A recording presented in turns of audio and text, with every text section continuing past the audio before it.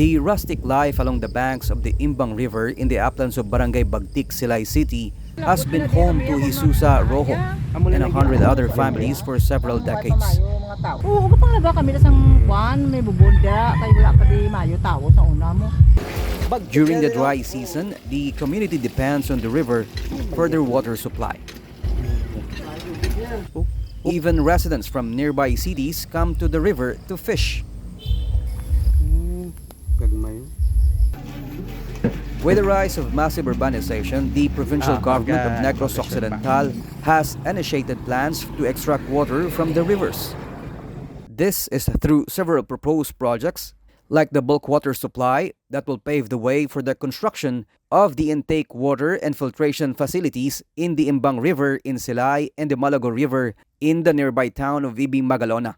The provincial government is optimistic that the ongoing bidding process for the bulk water project will help resolve the looming water crisis. However, families like the Rojos feel threatened that flooding could wash away their homes if infrastructure projects like river dams will overflow during the dry season. Kung sila nga mo ang dadam, abi mo nga problema ng tao, kanali magano, pirmi din nga ba sa amon. Pirmi ni gabaha di Taga di nastapa? Lumapaw di atong natumbang amon balay nga una dao. Ato na kami sa putlok amon balay na anod mo. Even Silay City Mayor Judith Gallego said that extracting water from the Imbang River will significantly impact farmers and other downstream communities.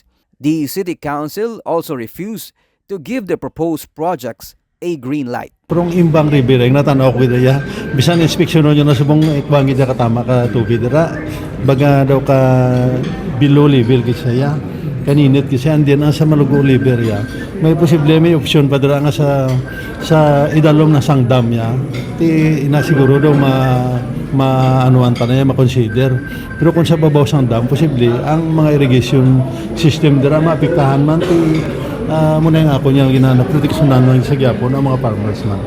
Despite the opposition, Governor Eugenio Lacson remains firm in advancing the bulk water project through a joint venture agreement. This is a water project of the province, no? So yes, we will continue with the bidding. In Bacolod City, the local government is determined to also initiate an intake water pump and filtration system project along the Matabang River. Bacolod City Mayor Albi Benitez believes that pumping water from deep wells and other underground sources is no longer viable. Thus, extracting surface water is essential to counter the effects of the El Nino phenomenon. This is an emergency move na ginimota. Benitez adds with more township projects set to expand, ensuring a stable water source is crucial. We are always holding the bag kung magsaka ang demand. And that's the reason why public utilities, I really feel that government should have a backup plan. In case may mga situation where nag-spike ang demand, wala kita supply, and we know a supply doesn't come overnight.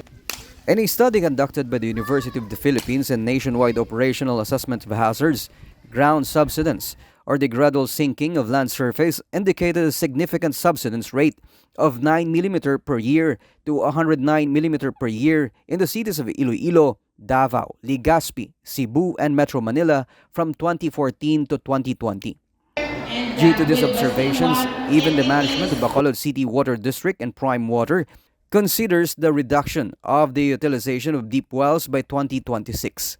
Basiwa General Manager Monadia Hardin noted that using deep wells causes water turbidity. Thus, shifting to surface water is essential to improve water quality and supply for concessionaires. For the record, Basiwa has 57 active deep wells. What we will do is we will put them on a standby deep wells in such a way that when we have needs, that's the only time that we will operate. Aside from being environmentally friendly, we also take note that the turbidity of water came from the deep wells because we're really very rich in iron and manganese. That makes the water turbid, or in other words, parang iced tea siya, or sometimes parang coffee siya. So one thing also of improving the quality of our water is to shift from the use of these deep wells into surface water. The Bacolod Environment and Natural Resources Office says measures and considerations must be in place before infrastructure projects are carried out, emphasizing the need for impact assessment study to evaluate options to minimize the impacts of these infrastructure projects. Merong areas in Bacolod City na wala talaga tayong supply. And so therefore, even groundwater source kinukulang na. So I think the option that was explored by the city is to see kung saan pwede mag-source out of water. So environmental impact with regards to that project, I think there should be on our end, no? Dapat meron talagang kinoconduct na environmental impact assessment prior to. But since this is an urgent requirement of the city, na tingnan natin kung anong epekto niyan sa mga farmers upland. With the climate change impacting communities and resources, local leaders must strike a balance between providing services and protecting the environment. A thorough exploration of a better and more sustainable solutions is essential to prevent a ripple effect of irreparable damage.